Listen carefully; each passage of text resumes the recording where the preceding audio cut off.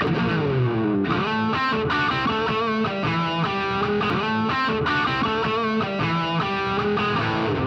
Samit Gupta. I'm one of the founders of Graftworx, and we're developing a remote monitoring platform for hemodynamic parameters to keep patients out of the hospital and free to live their lives. So a little bit about us. We're a startup company based in San Francisco, 11 employees who are full-time, along with a handful of contractors.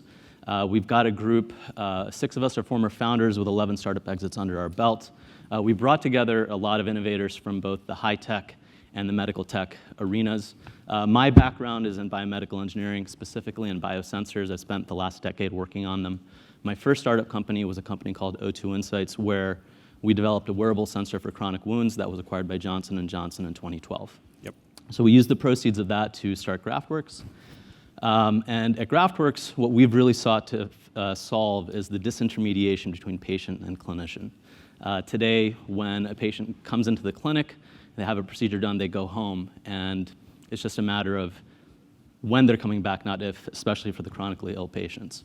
So what we've put together is an actionable cardiovascular platform where we monitor parameters like hemoglobin, hematocrit, volumetric flow rate, and blood pressure through a wearable device that the patient wears and a data relay that sits by their bedside. So for the patient, the patch collects all the data automatically, transmits it to the cloud. There's no setup at all, no Wi-Fi, no Bluetooth pairing. On the clinician side, what we do is we provide a data portal where actionable alerts show up only when an intervention or a diagnostic check is needed for a patient. So the key, the core of our technology really comes down to that wearable sensor. We take 14 different types of sensors, including optical, mechanical, thermal, and acoustic. Our optical sensing suite, unlike what you see with an Apple Watch or a Masimo Rainbow system, is designed to interrogate major vessels in the tissue as opposed to the capillary bed just below the skin.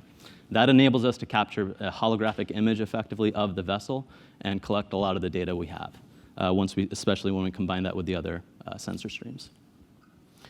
So here's an example of some of our data we've collected on hemoglobin monitoring. We compared it to the Masimo Rainbow system. The HemoQ we compare rather well. I can share more of this data on follow-up if anyone's interested for some of our other parameters as well. So with this single hardware platform, there's an entire pipeline of metrics. So we're going to market in 2020 for hemoglobin, hematocrit, and volumetric flow. But right after that, we have a number of other metrics like oxygen saturation, blood pressure, and EKG. Now, all of these metrics are coming from the same hardware platform. There's no modifications that are significant that are needed for that. The other thing is the entire platform will be cleared in 2020, which means the subsequent updates that you see here on the pipeline are software updates that will be delivered to the customer that way. So in the cardiovascular disease space, specifically for chronic disease, there's a lot of very large applications that we can pursue. Our beachhead market is going to be in dialysis.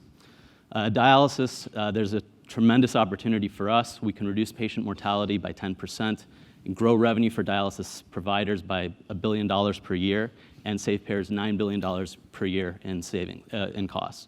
And the big culprit for all 3 of these factors is hospitalization. If a patient gets hospitalized, their mortality risk goes up significantly. For dialysis centers, it's the single largest source of lost revenue, is patients missing sessions. And for payers in the space, it represents 40% of what they spend for dialysis patients today.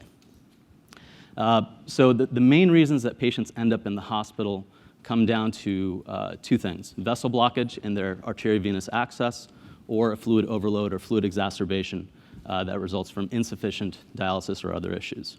So there's a number of in-clinic tests that are done today to try and detect these issues, but they're unsuccessful.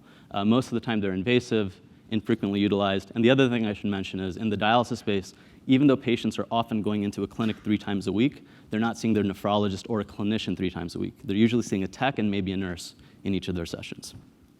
So that's where the opportunity for us to shift this paradigm is. When these patients don't have these issues detected early, they end up in the hospital.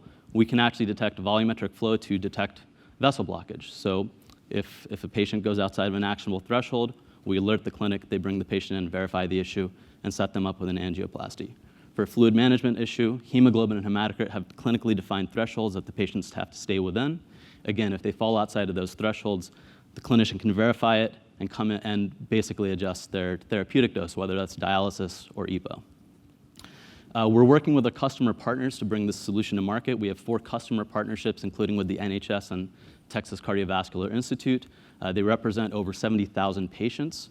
All of these customer partners have committed to purchase the product once we have our regulatory clearance. They're also sharing risk with us now by covering all of our clinical costs before we get regulatory clearance.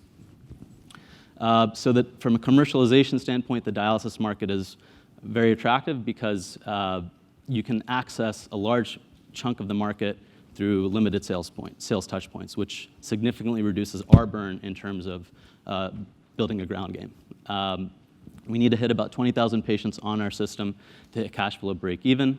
Our revenue model is through a monthly subscription fee that the providers would pay. So right now we're raising a Series B financing to commercialize the product. We have recruited a lead investor for that financing. So we're looking for either funds or angel investors who would be interested in co-investing or participating in our next round after that.